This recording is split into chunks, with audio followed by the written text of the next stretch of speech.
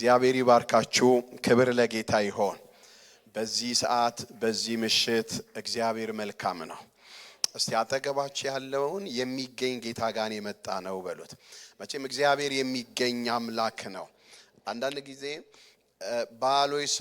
ባሎይ ስማን እያሉ ፊታቸውን ሲቧጭሩ ሰውነታቸውን ሲቧጭሩ የሚሰማም የሚመልስም የለም ይላል እዚህ ቤት ግን የሚሰማም አይሰማኝም እኛ ህይወት የሚሰማም የሚመልስም አለ አይደል በግብጽ ያለውን የህዝብን ጩኸት ሰማው ነው የሚለው ስለዚህ ወደሚሰማ ጌታ ስጋ ሁሉ ጸሎትን ወደሚሰማ ወዳንተ ይመጣል ይላልና የመጣነው እሱ ጋር ነው የመጣነው እሱ ጋር ነው የሆነ ቦታ አይደለም የሆነ አዳራሽ ውስጥ አይደለም ያለነው የመጣነው እርሱ ጋር ነው እሱ ደግሞ መልስ አለው ክብር ይሁን ከዛ በፊት ግን አንድ ነገር በጣም እግዚአብሔር ወደ ውስጤ ያመጣ አንድ ነገር እንደ መልእክት መናገር ፈልጋለሁ ተዚላ ዕንባቆም ምንም እንኳን በለስ ባታፈራ በወይን አረግ ፍሬ ባይገኝ አይደለም ይለው እርሾች መብልን ባይሰጡ በጎች በጋጣ ባይገኙ ላሞች ከበረት ቢጠፉ ይሄ ባይገኝ ቢጠፋ ባይኖር የሚለው ነገር ለራሱ ደስ አይልም አይደል አሁን እኛ አብዛኛውን ሰው ልልል ምናምን የሚለው በቃ ወጣል ጥሳል ሮጣል አልተገኘም አልተያስክም የሚለው ነው አይደል ስሜት እንኳን የሚነካው ይሄ ስሜት እንኳን የሚነካ እንትን አይደለም ማለት ደስ አይልም ቢጠፉ ባይገኝ ባይኖር የሚለው ነገርና እኔ ግን በእግዚአብሔር ደስ ይለኝ የኔ ደስታ የተመሰረተው እነሱ ላይ አይደለም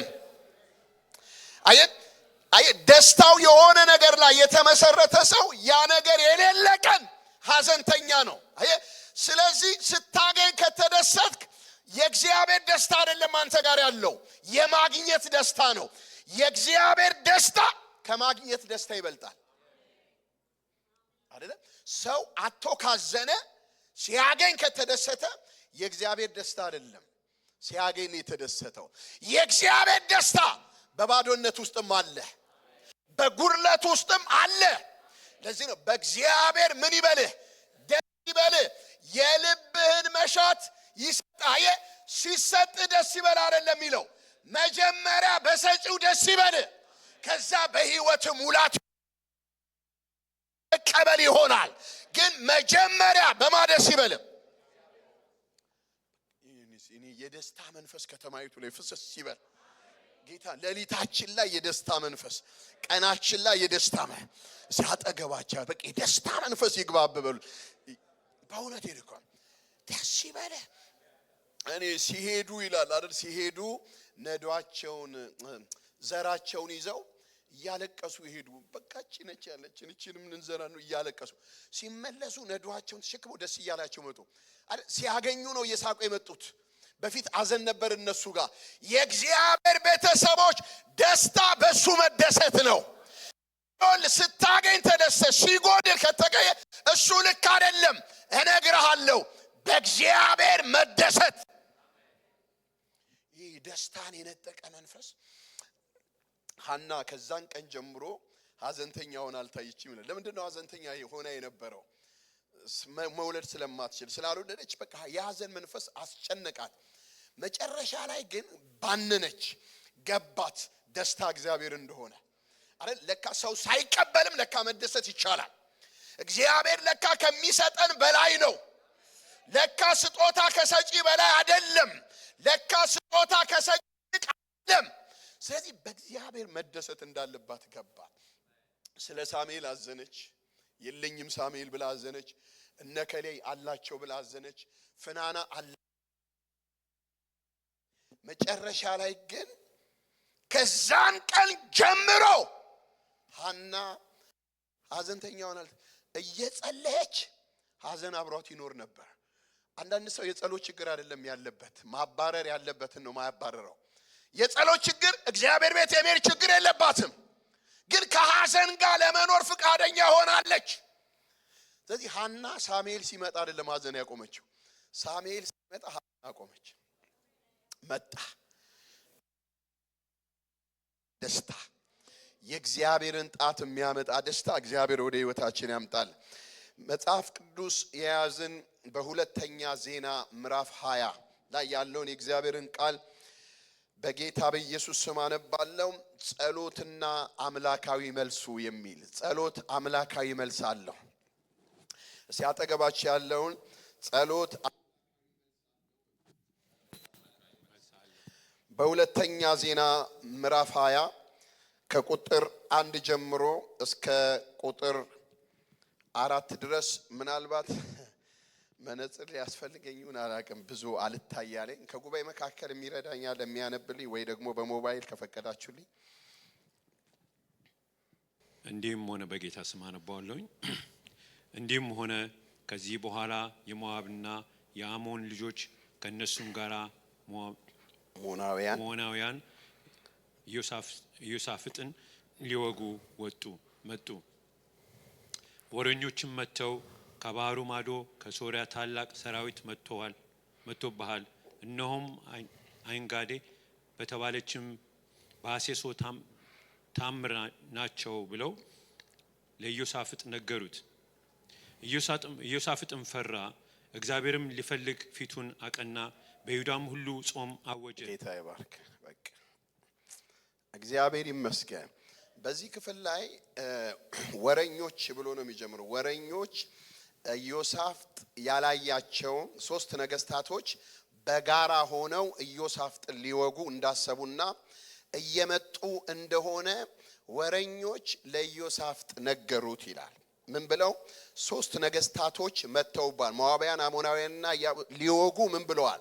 መተዋል ብለው ወረኞች ሲነግሩት ልክ ኢዮሳፍጥ ለዚህ ንግግር ክብደት ሰጠው። አንዳንድ ጊዜ ለምንሰማው ነገር የምንሰጠው ክብደት ነው በህይወታችን ለውጥ የሚያመጣው አይደለም። ብዙ ጊዜ ሰዎች ለሚሰሙት ነገር የምንሰማውን ነገር ነው ጠላት ሊያቀልብን የሚፈልገው። የምን ጠላት የምን ችግር የሚሉ ሰዎች ነው ለጥቃት የሚጋለጡ። ይሄ ሰው ንጉስ ነው። ምናልባት ይሄንን ወሬ የነገሩ ሰዎች ከሱ የሚያንሱ ሊሆኑ ይችላሉ አይደል? በፖዚሽን ላይገናኙ ይችላሉ። ግን ሄዱና ንጉስ ነው፣ ጠላት ሊያጠፋ እየመጣ ነው ብለው ሲነግሩት ሰማ። እስቲ ሰማ በሉ። ብዙ ሰዎች የሆነ ነገር ሲሰሙ ወይ የሆነ ነገር ሲነገራል። ለምሳሌ ዳዊት እረኛ ነበረ። እግዚአብሔር አምላክ ጎልያድን እንዲጥል ካደረገው በኋላ የሚያጨበጭብለት እልፍ ገደለ የሚለው ሰው በዛ። ስለዚህ ይሄ እረኛ የሆነው ዳዊት በአንድ ጊዜ ዝና ወጣ ይላል። ትልቅ ዝና አገኘ፣ ትልቅ ሆነ። ዳዊት ነው የሚለው ህዝቡ። ዳዊት በሚባልበት ሰዓት አንደኛ ሳሙኤል ምዕራፍ 19 ላይ ዮናታን ወደ ዳዊት መጥቶ አባቴ ሳኦል ሊገልህ ይፈልጋል ሲባል ማን ነው የሚገለኛ? እኔ ትልቅ ነኝ ብሎ ጆሮውን አልደፈነም፣ ሰማው። ዮናታን ሲመክረው ሰማ። ብዙ ጊዜ ያገኘው ዝና መስማት አልነጠቀው። ያገኘው ድል መስማት አልወሰደበትም። ሊገልህ ነው ሲባል ወደ ምሽግ ሄደ። ማን ነው የሚገለኛ? ዝና አላሰከረውም፣ ዝና አላታለለውም። ጎልያድን መጣል አላታለለውም። አባቴ ሳኦል ሊገልህ ነው፣ በንጋታው ተጠንቀቅ፣ ተሸሸግ አለው። ተሸሸግ። በትላንትና ህይወት ባገኘው ስኬት ላይ ዛሬ ላይ ሊገልህ ያቀደ አለ፣ ተሸሸግ ሲለው ሰምቶት ሄደ። እግዚአብሔር እንደው በማዳመጥ መንፈስ ይባርከን። በእውነቴን እኮ ነው፣ በመስማት መንፈስ ይባርከን። አንዳንዶቻችን ስብከት ስንሰማ ማጨብጨብ እልል ማለት ምናምን እሱ አይጎለንም። ዋናው ግን እሱ አይደለም። የእግዚአብሔር ቤተሰቦች አንዳንድ ሰዎች ከሚነግራቸው ሰው ጋር ነው ፍቅር የሚይዛቸው። የሚነግራቸውን አገልጋይ ነው ጓደኛ የሚያደርጉት። ከመልእክቱ ጋር አይደለም ጓደኝነታቸው። የእግዚአብሔርን እውነት ከነገሯቸው ሰዎች ጋር ነው የሚጣበቅ። ለምሳሌ አንድ ሰው እረ ገዛኸኝ ዛሬ የሰበከው ሰው እንዴት እንደሰበከ ስለ ጸሎት ብለሽ ስለ ጸሎት የሰበከውን ሰው ተወደውና ሄደ መጸለይ ካልጀመርክ ትርጉም የለውም። ስለ ጸሎት የሰበከውን ሰው ነው ሰውየው የሚወደው። ጸሎትን ወደ ህይወቱ አያመጣም። ይሄ ትክክለኛ መስማት አይደለም። ትክክለኛ መስማት ድንቅ ሰባኪ ነው ብለህ ስልኩን ፈልገህ እሱን ጓደኛ ማድረግ አይደለም። ዋናው መልእክቱን ይዘ መራመድ፣ በመጣው መልእክት ላይ እርምጃ መውሰድ። ሊያጠፉ መጥተዋል አሉት ንጉሱን፣ ሊገሉ መጥተዋል አሉት። ኢዮሳፍጥም ፈራ። አንዳንድ ፍርሃት ጥሩ ነው። በራስ እንዳትመካ ያደርጋል። በሱ እንድትመካ ያደርግሻል አይደል? አላስፈላጊ ድፍረት ከባድ ነው። ምክንያቱም ኢዮሳፍጥ እግዚአብሔር ጾም አወጀ ይላል። ጠላት ሊያጠፋ መጥቷል ሲባል ሰራዊት እኮ አለው፣ ሰራዊት አለው፣ ህዝብ አለው። በእነሱ መደገፍ በእነሱ መታመን አልፈለገም። ኢዮሳፍጥም ጾም አወጀ። ጠላት መጥቶባል። ጌታ የምን ጠላት አላለም። ለመልእክቱ ትኩረት ሰጠ። ሄደ፣ መሸገ፣ ጾም አወጀ። የእግዚአብሔር ቤተሰቦች መልእክት እንዳይቀልብን፣ ድምፅ እንዳይቀልብን ማለት ከተወጋን በኋላ አንባንን ተው ሊዘርፏችሁ ነው እየተባሉ እዛ ቦታ እየተባሉ ቀሎባቸው ከተዘረፉ በኋላ የባነኑ አሉ። ብዙ ከተቀሙ በኋላ ከተነጠቁ በኋላ ብንን ያሉ አለ። ጊዜ ከሄደ በኋላ ብንን ያሉ መልእክት ከቀለውባቸው ለመጣው መልእክት ትኩረት ባለመስጠት ጾም አወጀ።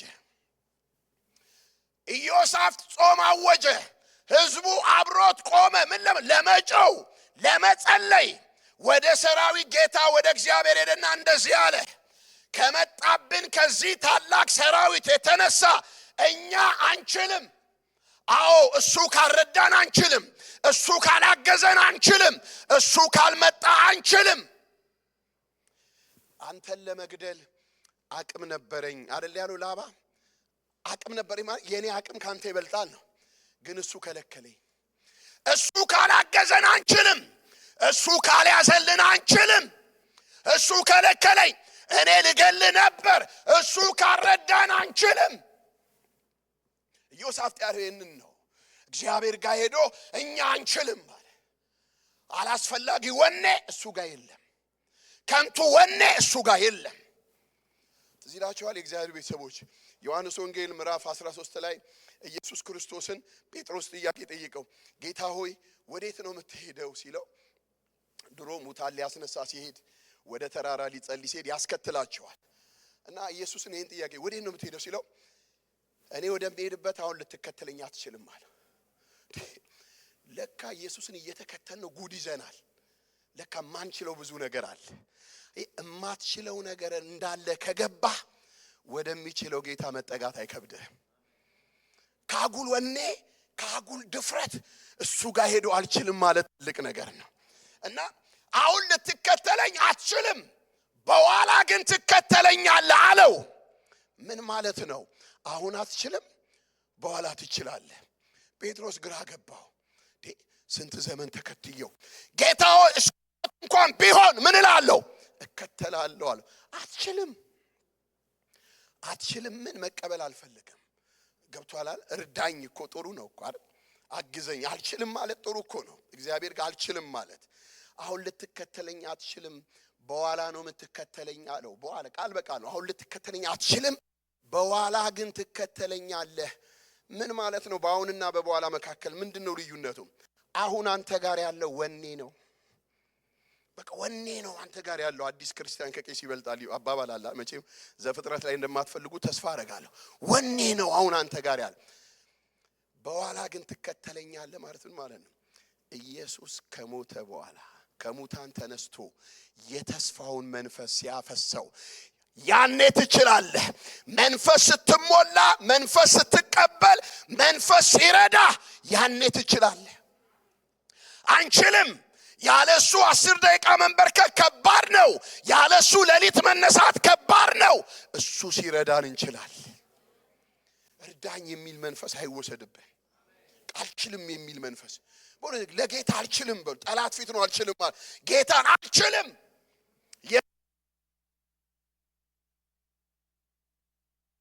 ወንበዴው ሲያዝ እስከ ሞት እንኳን እከተላለሁ ያለ ጴጥሮስ ሸሸ። አየ ወኔ አይደለም እሱ ካረዳን አንችልም። ትልቅ ልትሆን ትችላለህ። ረጅም ዓመት በእግዚአብሔር ቤት ልንኖር እንችላለን። ካረዳን አንችልም። ካላገዘን አንችልም። ስለዚህ ኢዮሳፍጥ ይህንን ያለው እግዚአብሔር ጋር መጥቶ ከመጣብን ከዚህ ታላቅ ወገን የተነሳ እኛ ምን አንችልም። ስለዚህ በመከራችን ወዳንተ እንጨዋለን። አቅማችን መጨው ነው። ሰራዊቴ አይደለም የኔ አቅም፣ ያለኝ ኢኮኖሚ አይደለም የኔ አቅም። የኔ አቅም አንድ ነው፣ ወዳንተ መጨው። የሚያተርፈኝ አንድ ነው፣ መጨው። የሚያስመልጠኝ አንድ ነው፣ መጨው። የተዘጋውን የሚከፍተው አንድ ነው፣ መጨው። ጠላቴን የሚጥልልኝ አንድ ነው፣ መጨው። አንዳንድ ጊዜ ጌታ አብሮህ እያለ ካልጮክ እስክትጮህ ሊያይህ ይችላል። ለምሳሌ ትዝ ይላችኋል ማቴዎስ ወንጌል ምዕራፍ 14 ላይ ከሌሊቱ በአራተኛው ክፍል ኢየሱስ ክርስቶስ በባህር ላይ እየተራመደ ወደ ደቀ መዛሙርቶች መጣ። በባህር ላይ እየተራመደ ወደ ደቀ መዛሙርቶች ሲመጣ ደቀ መዛሙርቶች አዩትና ምትሃት መስሏቸው ፈሩ፣ ታወኩ ይላል። ግን ምንድን ናቸው? አይሰማኝም። የእግዚአብሔር ቤተሰቦች ደቀ መዝሙር የክርስቶስ ተከታይ ናቸው። ግን ገና ምትሃትን ከመፍራት ነፃ ያልወጣ ማንነት ያላቸው፣ ገና ድግምትና መተትን ከመፍራት ዲሊቨር ያልሆነ ማንነት ያላቸው፣ ግን ኢየሱስን የሚከተሉ። ስለዚህ ምትሃት መስሏቸው ፈሩ፣ ታወኩ። ከዛ ጌታ አትፍሩ እኔ ነኝ አላቸው። ምን ማለት ነው? የፈሩበት ነገር ልክ አይደለም ማለት ነው። በደንብ ስሙ። የፈሩበት ነገር ልክ አይደለም። የፈሩት ምን መስሏቸው ነው? እስኪ ምትሃት መስሏቸው ነው። ምትሃት አይደለም። ኢየሱስ እኔ ነኝ ካለ ምትሃት አይደለም ማለት። ስለዚህ ምትሃት ከየት መጣ? አይምሮአቸው ነው ምትሃት የፈጠረው። ብዙ ሰው በተጨበጠ ነገር አይደለም፣ አይምሮ ፈጥሮ የሚፈራ አለ። ራሱ ፈጥሮ ራሱ የፈራውን የሚያስደነግጠው፣ ራሱ የፈጠረው ስጋት ውስጥ የሚከተው። አንድ ጊዜ የሆኑ ሴትዮ ደወሉልኝ ከምሽቱ 5 ሰዓት። ዛይነ አሉኝ። ያው ትልቅ ሴትዮ ናቸው። ምን ነው እናቴ ምናምን አልኳቸው። ገዛኸኝ ነው? አዎ አልኳቸው። እንድትጸልይልኝ ፈልጌ ነው፣ ልሞት አሉኝ። ገትኩ እንዴ ምን ሆነሃል አልኳቸው። ልሞት ነው አሞኛል አሉኝ። እንዴ መቼም ዝም ብለህ አንዳንድ ጊዜ ወደ ጸሎት በስሜት አትገባም። አንዳንዴ ምንድነው እግዚአብሔር ከኔ ሰውሮታልም ጥሩ ነው እኮ ምንድነው አልኳቸው። እኔ ዝም ብዬ ባንዴ አልልም። አይ ሐኪም ቤት ሄጄ አይደል እና ምን ሆኑ? ቤቴ ቁጭ ብዬ ከ2 ሰዓት አሉኝ፣ ከደውሉበት ማለት ነው። ሶፋ ላይ ቁጭ ብዬ ምን ማለት ነው አልኳቸው። ጤናው በቤቱ ፕሮግራም ታውቃለህ አሉኝ። አውቃለሁ አልኳቸው። ጤናው በቤቱ ፕሮግራም እያየው ጤናው በቤቱ የሚያውቃል? እስቲ እጁን ያሳይ። ጤና ፕሮግራም ማለት ዶክተር ሐኪም ተጋብዞ ስለታ የሚያብራራ ማለት ነው። እና ሶፋ ላይ ቁጭ ብለው ጤናው በቤቱ ፕሮግራም እያዩ ሐኪሙ ስለ በሽታ ሲያብራራ ሰቀሰቃቸው መሰለኝ። እንዲያረጋል ሲል አለብኝ ብዬ ነው። አየፈጠሩ ሲያጠቃቸው ነው። ፈጥራ አትፍራ በሉት። አንዳንድ ሰው ይፈጥራል፣ የሆነ ችግር ይፈጥራል። እንዲህ ቢኖርብኝ ሲላል የሆነ ነገር ፈጥሮ የፈጠረው ነገር ባሪያ ይሆናል። እነኚህ ሰዎች አይምሮአቸው ምትሃት ፈጠረ። የለም ምትሃት፣ ራሳቸው ፈጥረው ታወኩ፣ ራሳቸው ፈጥረው ተጨነቁ፣ ራሳቸው ፈጥረው ግራ ገባቸው። የእግዚአብሔር ቤተሰቦች ሰነፍ ሰው መንገዴ ላይ አንበሳ አለ ይላል። ፈጠረ ልነግድ ይልና ብከስርስ ብሎ ይቆማል። በቃ የሆነ ነገር ይፈጥራል። ሰው የሆነ ነገር መንገዱ ላይ ይፈጥራል። የሆነ ነገር አይምሮ ኔጌቲቭ ነገር ያፈልቃል። ልቤ መልካም ነገር አፈለቀ ይላል። በቃ ክፉ ነገር እንዳያመነጭ ውስጣችሁ። ኢየሱስ ጌታ ነው። እስኪ ክብር ይሁን ለጌታ። ሃሌሉያ። እኔ ነኝ አትፍሩ አላቸው። ወዲያው ጴጥሮስ ጌታ ሆይ አንተስ ከሆንክ በዚህ ውሃ ላይ ወደ አንተ እየተራመድኩ እንድመጣ ምን በለኝ እዘዘኝ አለው። ጴጥሮስም ና የሚለውን ወርድ አመነና ከታንኳው ላይ ወረደና ውሃውን እየረገጠ ወደ ኢየሱስ ክርስቶስ መጓዝ ጀመረ። ወደ ኢየሱስ ክርስቶስ እየተጓዘ ድንገት የጠራው ጌታ ጋር ሳይደርስ ወጀብ መጣ፣ ንፋስ መጣ፣ ከባድ የንፋስ ኃይል መጣ። ቃል አለ ማለት ወጀብ የለም ማለት አይደለም። ቃል አለ ማለት ንፋስ የለም ማለት አይደለም። ቃሉ ግን ከመጣብህ በላይ ነው። አየህ፣ ቃሉ ግን ከሰማሹ ከመጣብህ የንፋስ ማዕበል በላይ ነው። በላይ ነው። ቃሉ ይበልጣል። ሲኔ ያለው ቃል ይበልጣል። አው ቃል አለ ማለት ወጀብ የለም ማለት አይደለም። ለነገሩ አንዳንድ ወጀቦች የሚያጠፉን አይደሉም፣ አይናችንን የሚገልጡ ናቸው።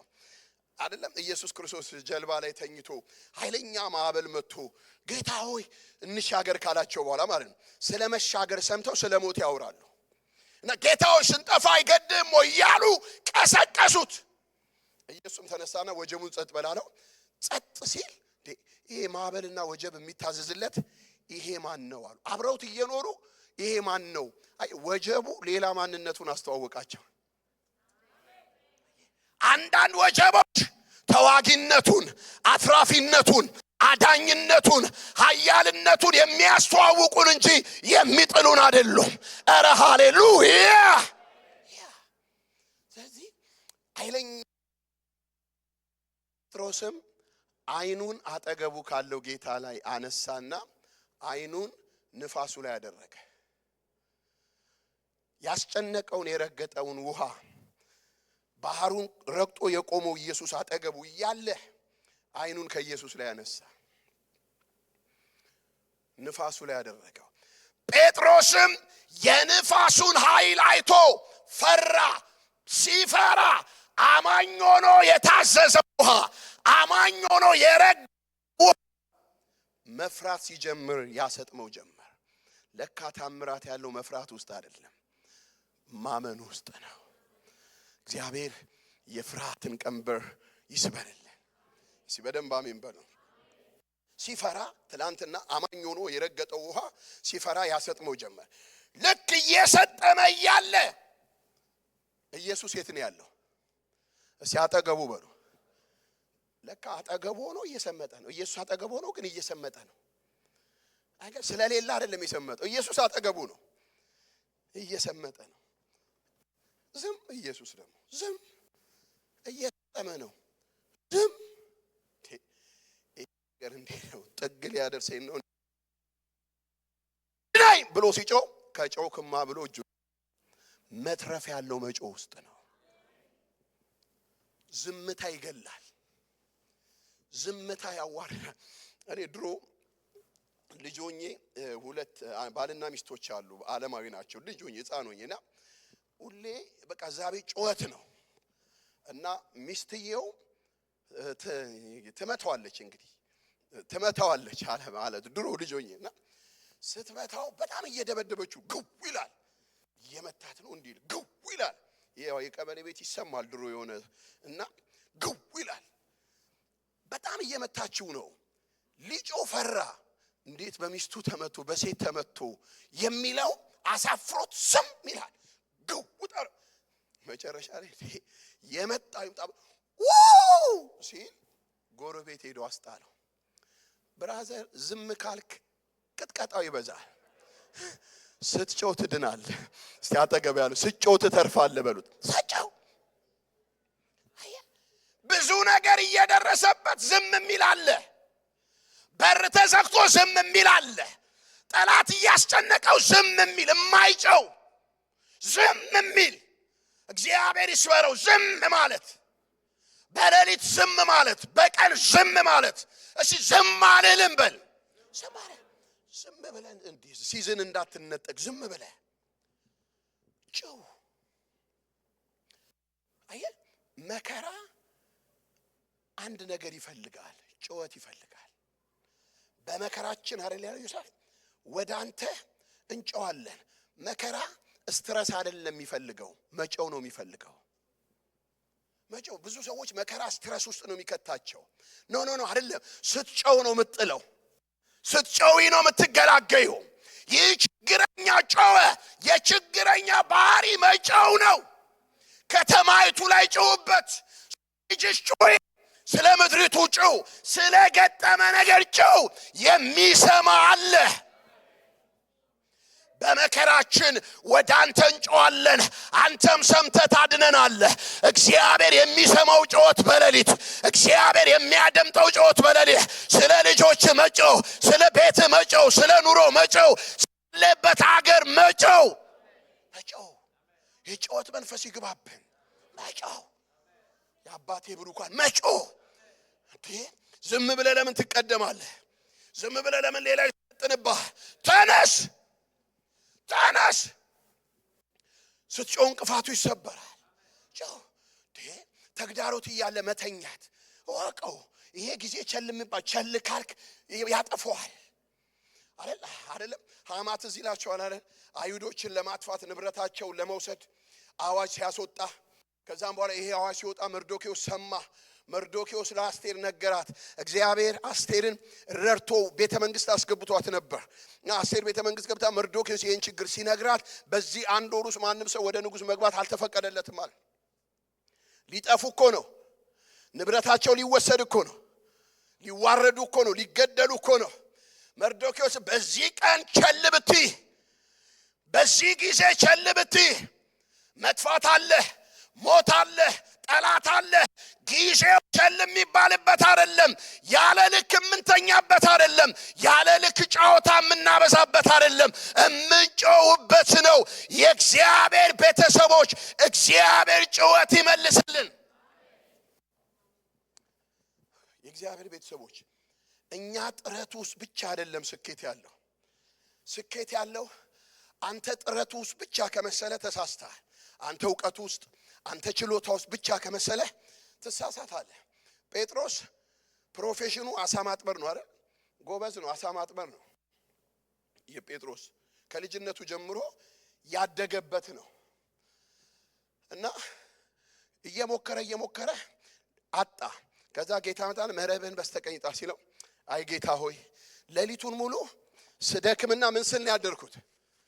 ስደክምና ምን ስል ነው ያደርኩት? ማለት ዝም ብዬ ያባከንኩት ሌሊት የለም፣ እየተጋውበት ነው። ግን እሱ ትጋት ውስጥ የሚፈልገው ስኬት አልነበረም።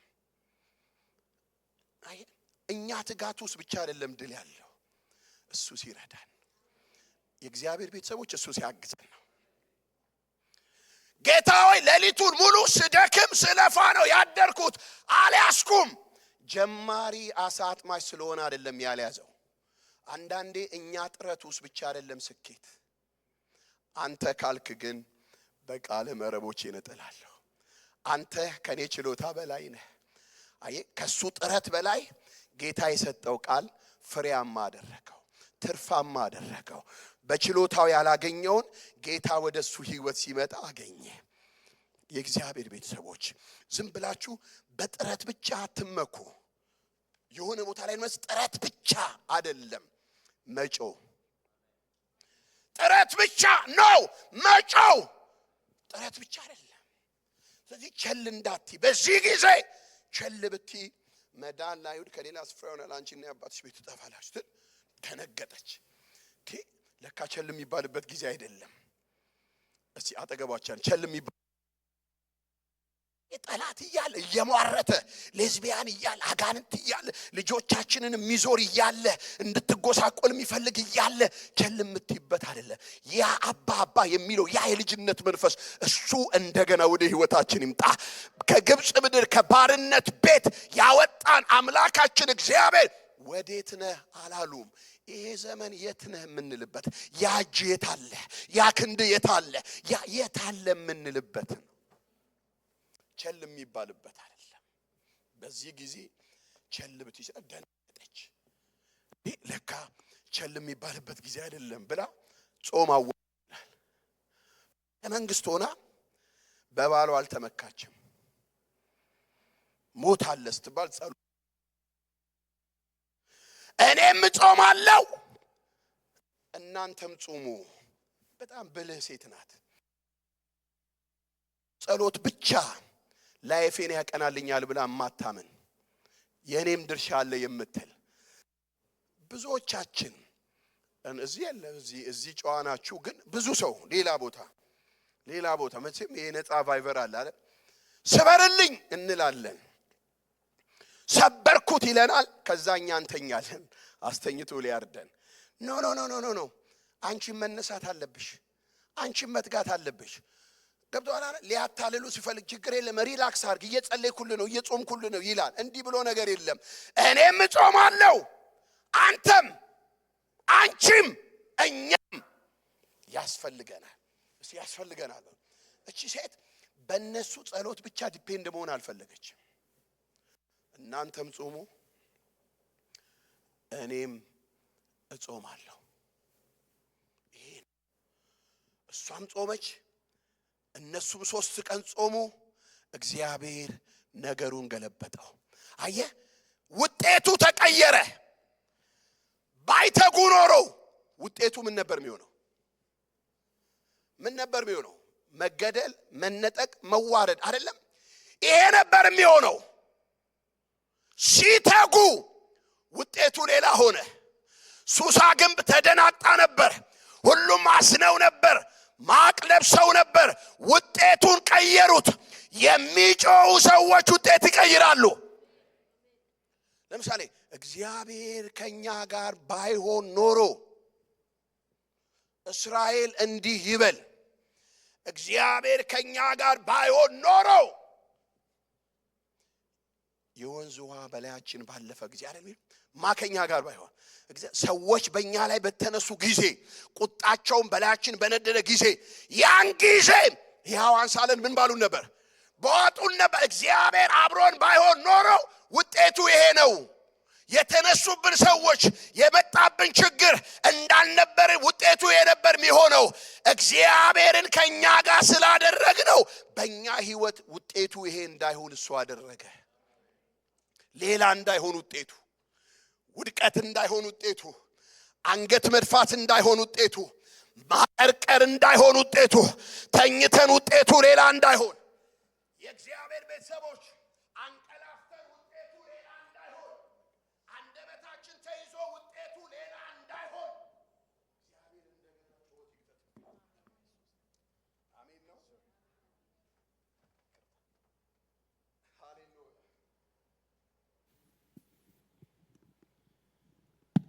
ክብር ለማን ይሆን?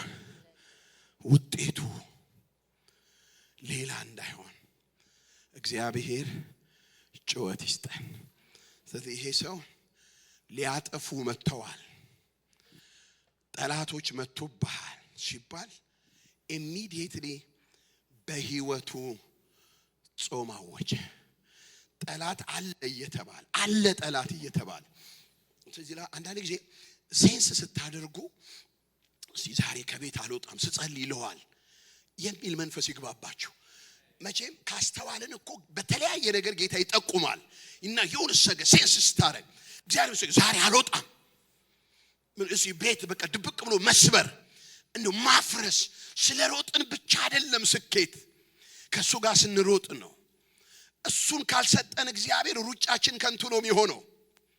እሱ እግዚአብሔር ራሱን ከሰጠን ነው ውጤታማ ምን ነው አይደለም? ዘጸአት 3:11 ላይ እግዚአብሔር አምላክ በባርነት እየተሰቃየ ያለውን የእስራኤልን ሕዝብ ከግብጽ ምድር ነፃ ሊያወጣል ሙሴን ሂድና ከግብጽ ምድር ሕዝቤን ነፃ ታወጣለህ ብሎ እግዚአብሔር ሙሴን ሲልከው ለሙሴ ትልቅ ተልእኮ ሰጥቶታል። ተልእኮ ትልቅ ነው። አንድ ፐርሰን አንድ ግለሰብ አንድ ግብጽን ከመያል ኃያል ሀገር ሄዶ ሕዝብ ነፃ ማውጣት ቀላል አይደለም። ነፃ ታውጣልኛል ደነገጠ። እኔ ማን ነኝ አለ ሙሴ። እኔ ማን ነኝ እስራኤልን ከግብጽ ነፃ የማወጣ? እኔ ማን ነኝ? አልችልም ነው። ለዚህ ተልእኮ አቅም የለኝም። ይሄ ተልእኮ እኔ አልመጥነውም፣ አልችልም ነው። እንዴት? የሙሴ ጥያቄ። የእግዚአብሔር መልስ ደግሞ ትችላለህ አይደለም።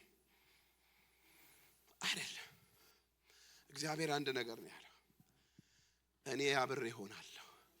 እኔን ከሰጠው ታሳካዋለህ። ዝም ብሎ መሮጥ ውስጥ አይደለም ስኬት ያለው።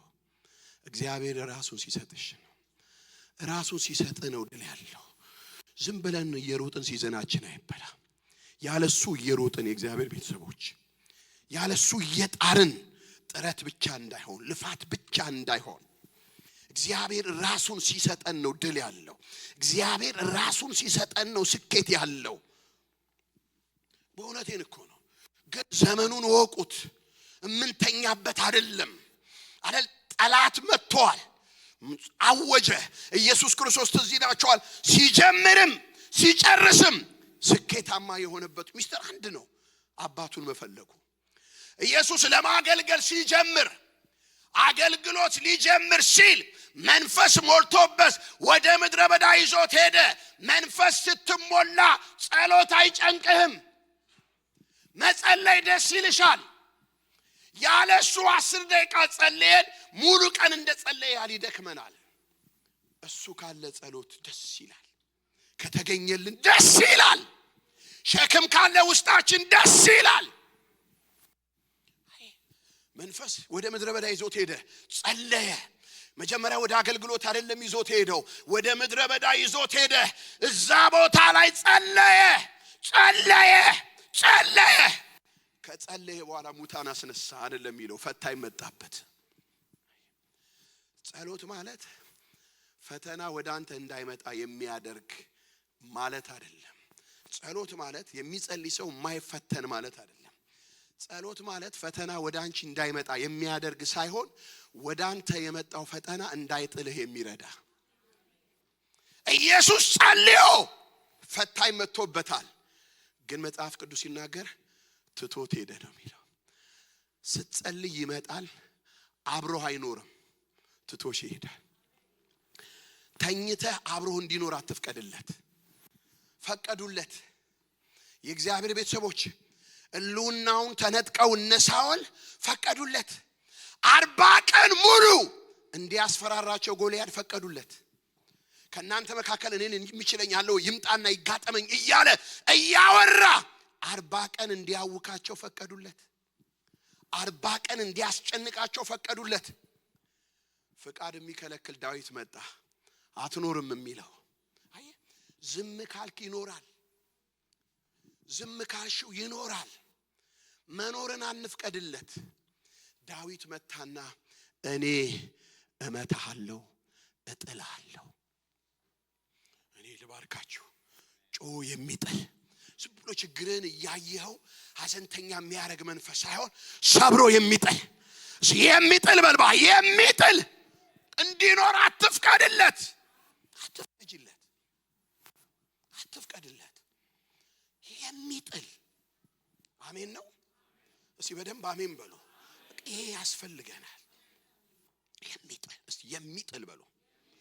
ኢየሱስ ማቴዎስ 26 ላይ ልክ ሲጀምር በጸሎት አይደል የጀመረው ስኬታማ የሆነው 3 ዓመት ተኩሉን በስኬታ ማለት እያገለገለ የመጨረሻው ሲዝን ላይ የሚሞትበት ሰዓት ላይ ደረሰ።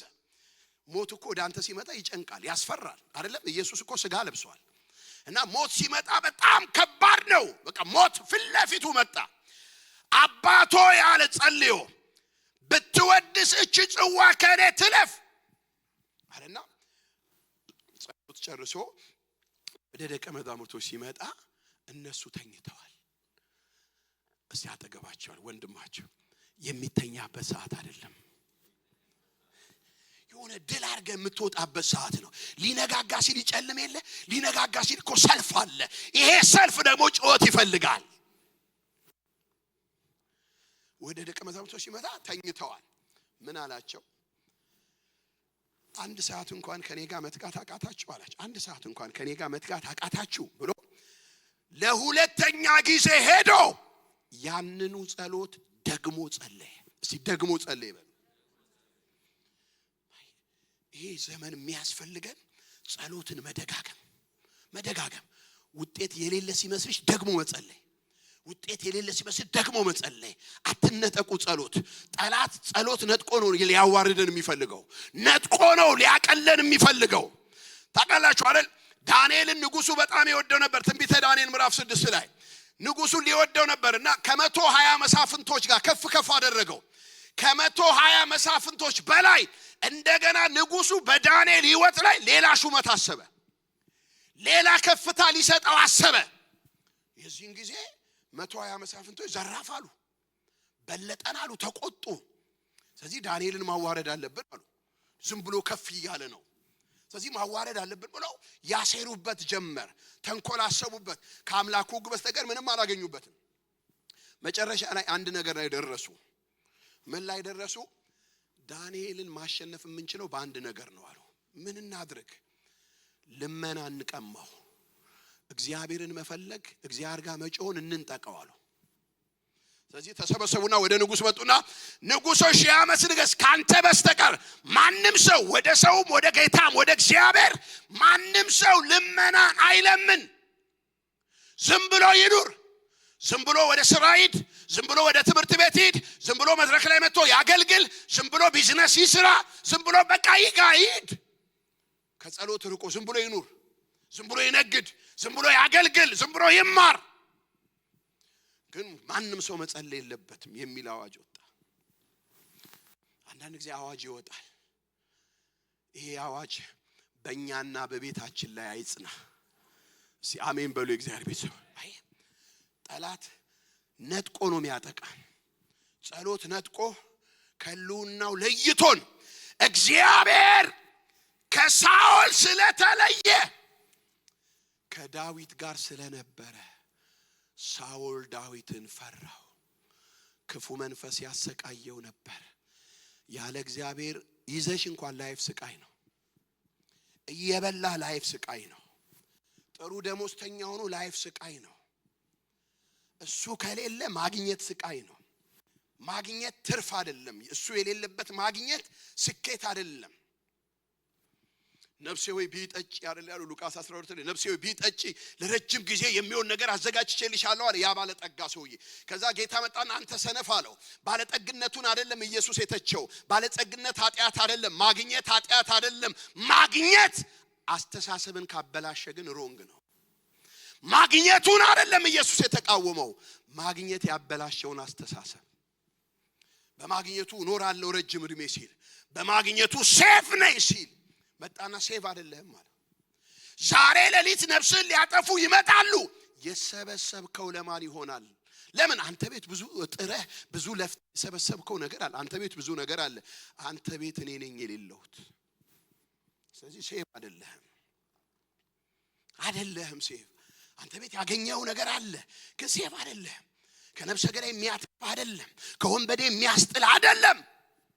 እሱ ከሌለ ይበረቱብናል። ለዚህ ነው አልችልም ያለው ኢዮሳፍ። አልችልም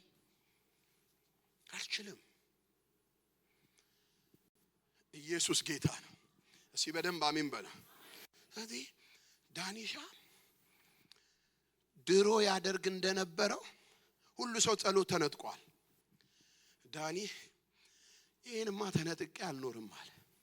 የእግዚአብሔር ቤተሰቦች ስራ ስትነጠቁ የምትናደዱ፣ የሆነ ነገር ሲጎድል የምንበሳጭ፣ ጸሎት ተቀምጠን ኖርማል ሆነን መኖር ይሄ ተገቢ ነው ትላላችሁ?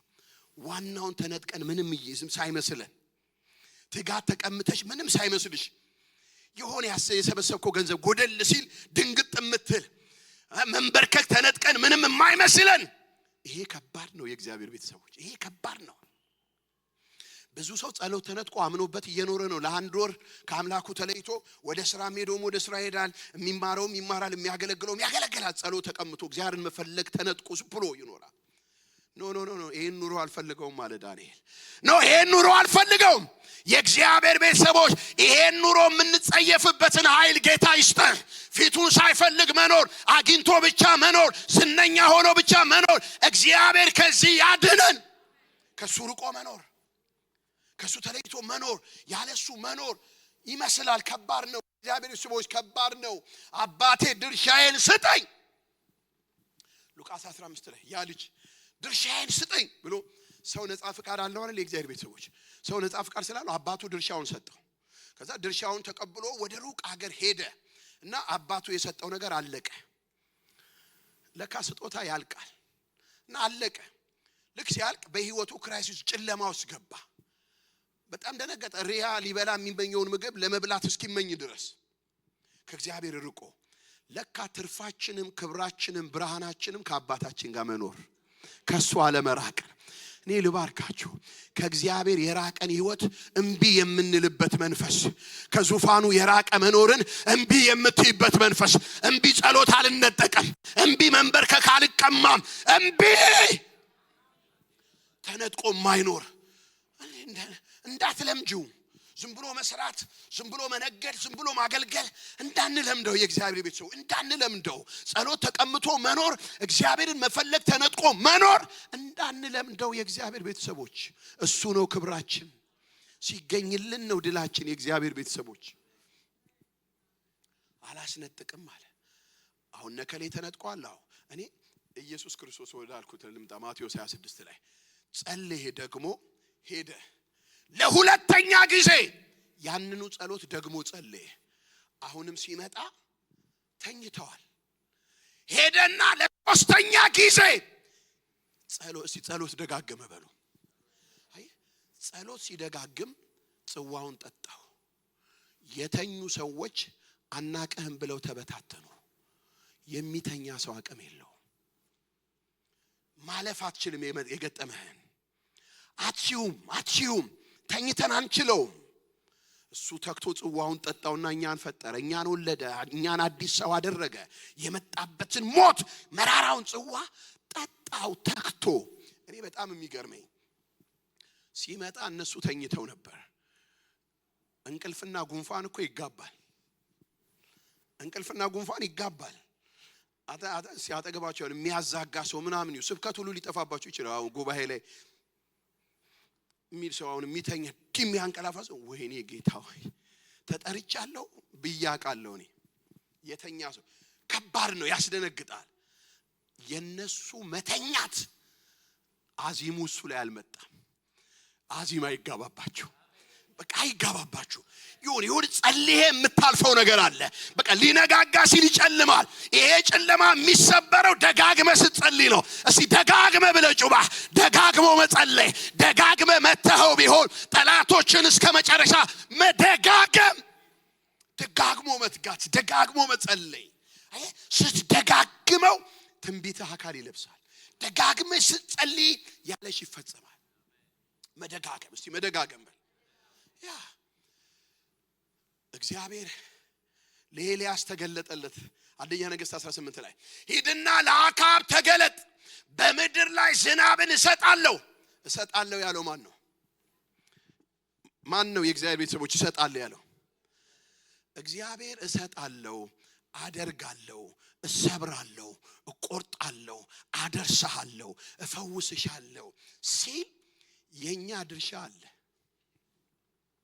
ያንተ ድርሻ አለ የእግዚአብሔር ቤተሰቦች ሂድ ለአካብ ተገለጥ በምድር ላይ ዝናብን እሰጣለሁ ሲለው እሰጣለሁ የሚለውን ትንቢት እሰጣለሁ የሚለውን መልእክት ያሰና ወደ ቀርሜሎስ ተራራ ሄዶ ትንቢቱ ላይ ተንበረከከበት ትንቢት እንድናወራው አይደለም የሚፈልገው ትንቢት መንበርከክ ነው የሚፈልገው አንዳንዱ እግዚአብሔር እንዲህ አረጋለሁ አለኝ ይያለ ሰው ነው የሚያወራው ትንቢት ለሰው እንድታወራው አይደለም ትንቢት አካል የሚለብሰው ስታወራው አይደለም ስትንበረከክበት ጂላራራባ ግራብ የታል ያልከኝ የታል እንዲህ ያልከኝ ሽንል ነው የታል የሚል መንፈስ እግዚአብሔር ይጨምርበት ትንቢት ሰምቶ ዝም ብሎ የማይኖር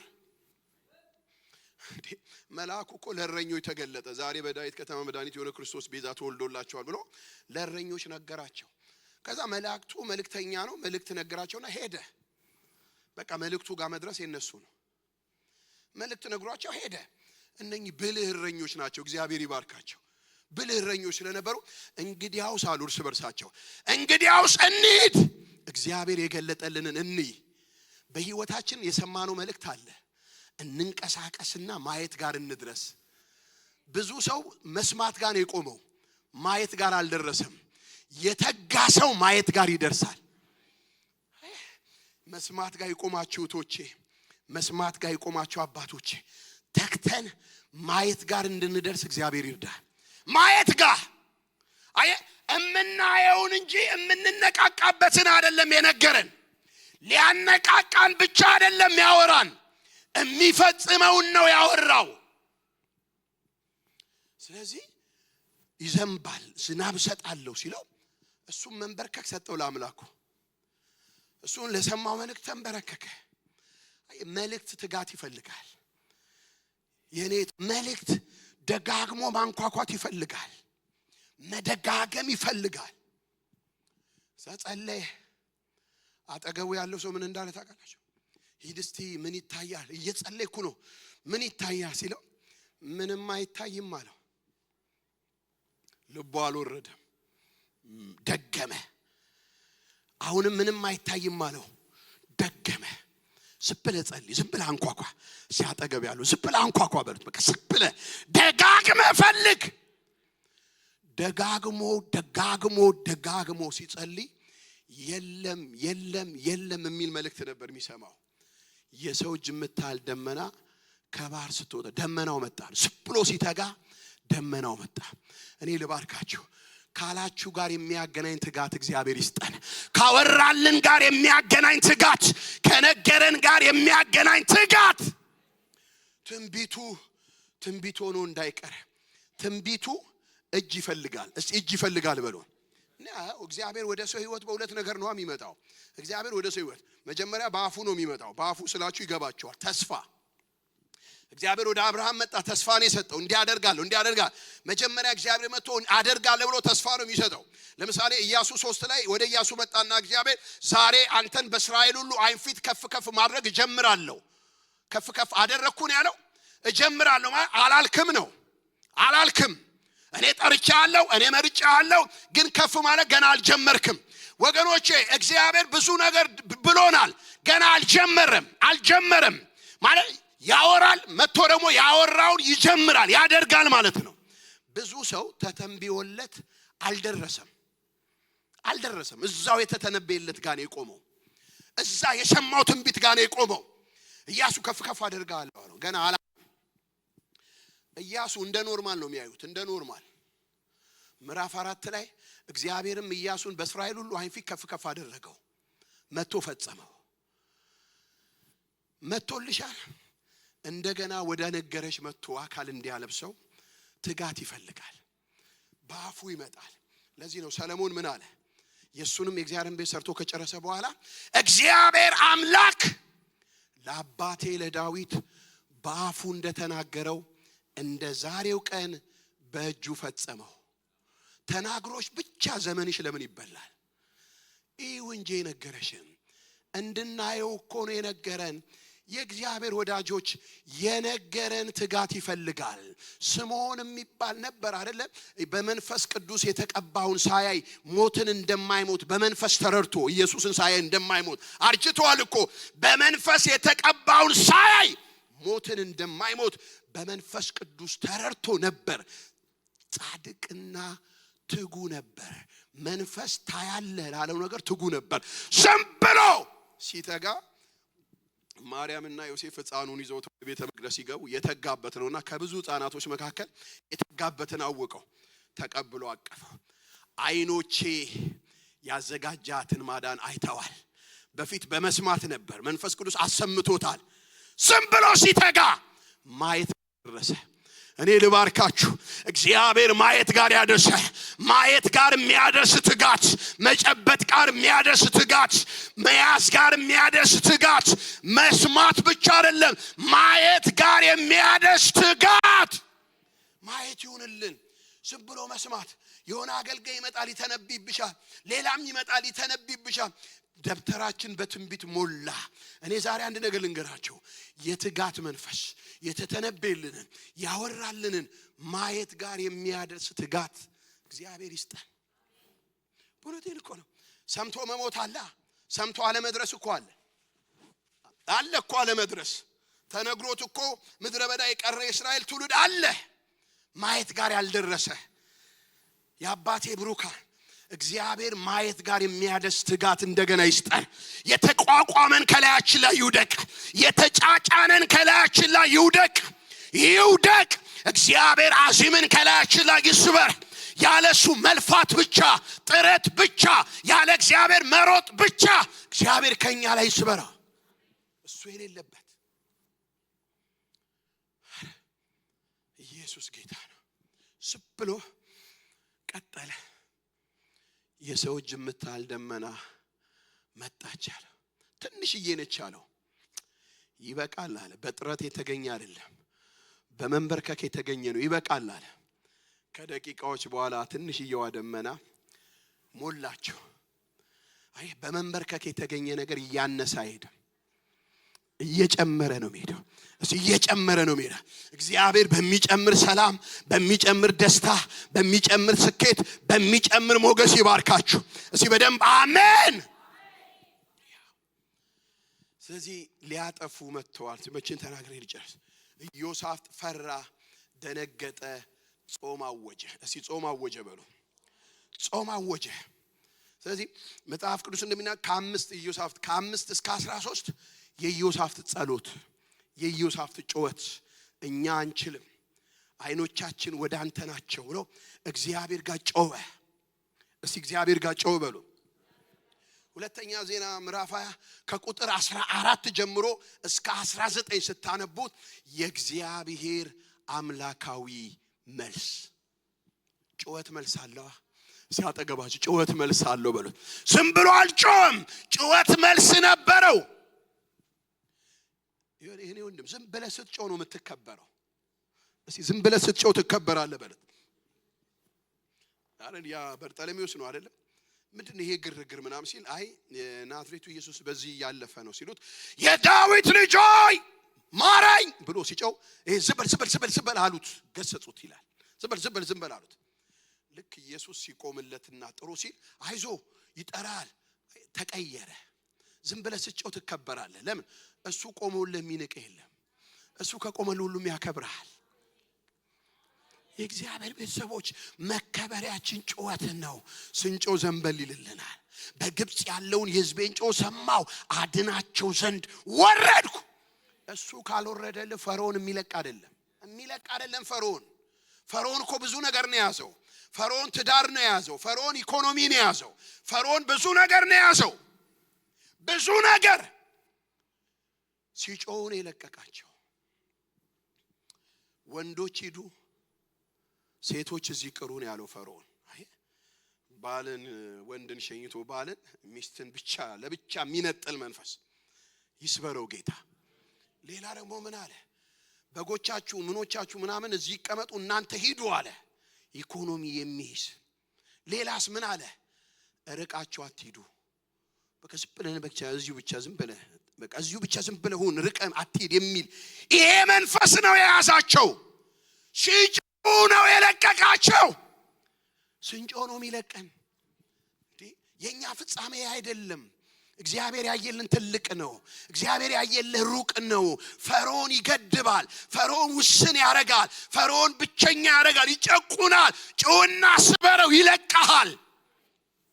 ልቀቅ ስትለው ይለቀሃል። ሙሴን ምንድን ያለው እግዚአብሔር? ሂድና ፈርዖንን ልቀቅ በለው።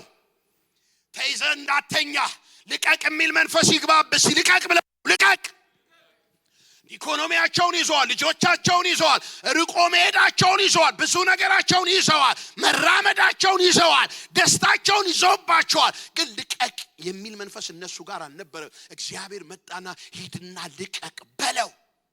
ልቀቅ፣ በሌሊት ተነሽና ልቀቅ፣ ዘሬ ላይ ያለ ልቀቅ፣ መንገዴ ላይ ያለ ልቀቅ፣ ልትበቀል ልቀቅ፣ ልቀቅ የሚል መንፈስ ያስፈልጋል። ልቀቅ። አሁን መተኛት አይደል? ልቀቅ የሚል በቃ መቼም የ40 ቀን እድሌ ነው ብለህ አምነህበት ከችግሩ ጋር አትኑር። ልቀቅ በልና ውጣ። አምላካዊ መልስ መጣ። ምን አላቸው? አየህ፣ ሲጮሁ ጸሎት አወጁ፣ ጾም አወጁ፣ ወይ እግዚአብሔር ፊት ጮሁ። አምላካዊ መልስ እግዚአብሔር መጣ። ጸሎት መልስ አለው፣ እግዚአብሔር መልስ አመጣ። በዚህ ጦርነት የምትዋጉት እናንተ አይደላችሁ። አንተ ተዋክተህ የማታሸንፈው ጠላት አለ። አንቺ ተዋክተሽ የማታሸንፊው አለ። እኔ በጣም ይገርመኛል። ማርቆስ 6 ላይ ደቀ መዛሙርቶች ወንጌል ሰበኩ ይልና አጋንንት አስወጡ ይላል። በደንብ ስሙኝ። አጋንንት ምን አሉ? በኋላ ሄዳችሁ ቤታችሁ አንብቡት። ማርቆስ 6 ላይ አጋንንት አስወጡ ይላል። ማርቆስ 9:29 ላይ ደግሞ ምን እንደሚል ታውቃላችሁ?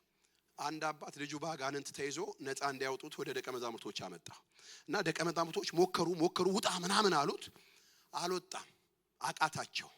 ከዛም በኋላ ኢየሱስ ጸልዮ ከተራራ ላይ ሲወርድ የልጁ አባት ወደ ኢየሱስ ክርስቶስ አመጣ። ጌታ ሆይ ልጄን አጋንንት እያሰቃየው ነው፣ ነፃ እንዲያወጡልኝ ወደ ደቀ መዛሙርቶች አመጣሁት፣ እነሱ አልቻሉም። ደቀ መዝሙር ናቸው፣ አልቻሉም። ትላንት እኮ አስወጡ ይላል። ከዛ ይሄ ግን አቃታቸው። ከዛ ኢየሱስ መንፈሱን ካስወጣው በኋላ ደቀ መዛሙርቶች ኢየሱስን ጠየቁት፣ ጌታ ሆይ ይሄን መንፈስ እኛ ልናወጣው ያልቻልነው ለምንድን ነው ሲል፣ ይሄኛው ወገን ትላንት እንደመታችሁት አይደለም። ማርቆስ 6 ላይ አስወጥተዋል አጋንንት። ይሄኛው ወገን በጾምና በጸሎት ካልሆነ በሌላ በምንም አይወጣም።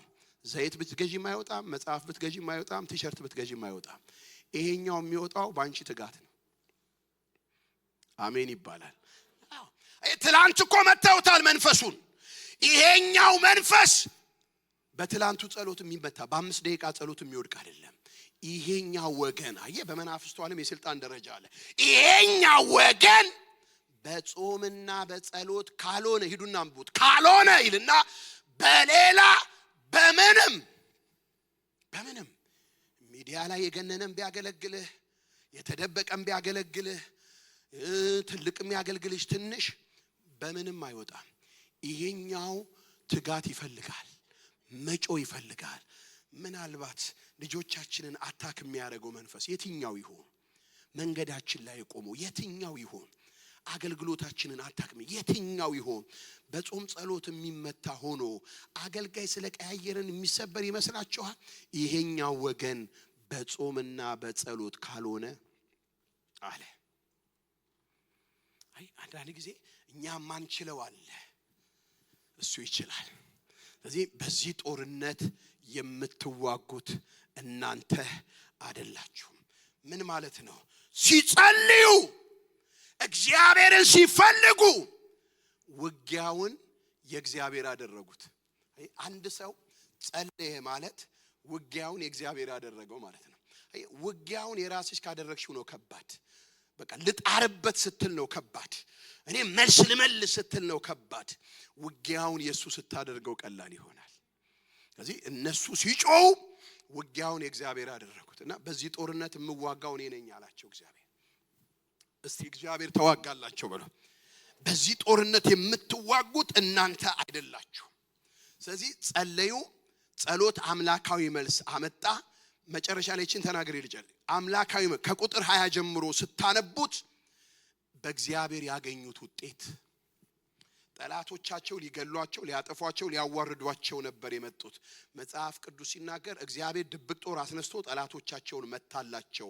እስከ 3 ቀን ድረስ በረከት ምርኮ በዘበዙና ሊጨርሱት የማይችሉት ምርኮ ሆነ። 4ኛ ቀን ቀጠሉ። ከዛም በኋላ በበረከት ሸለቆ ይላል እግዚአብሔርን አመሰገኑ። ጠላት ሊያዋርዳቸው ነበር የመጣው። ሲጮው በረከት ሸለቆ ውስጥ ራሳቸውን አገኙት። ነገር ተቀይሮ፣ ታሪክ ተቀይሮ፣ ውድቀት ተቀይሮ ራሳቸውን የበረከት ሸለቆ ውስጥ አገኙት። ይህ ሁሉ የምን ውጤት ነው? የመጮው ውጤት። መጮው ማንን አመጣላቸው? እግዚአብሔርን። እግዚአብሔር ምን ሰጣቸው? ታሪክ ቀይሮ ስኬት ሰጣቸው። ስኬት አንተ ልፋት ውስጥ ብቻ አይደለም ያለው፣ መጮው ከውስጥ ነው። እንጸልያለን።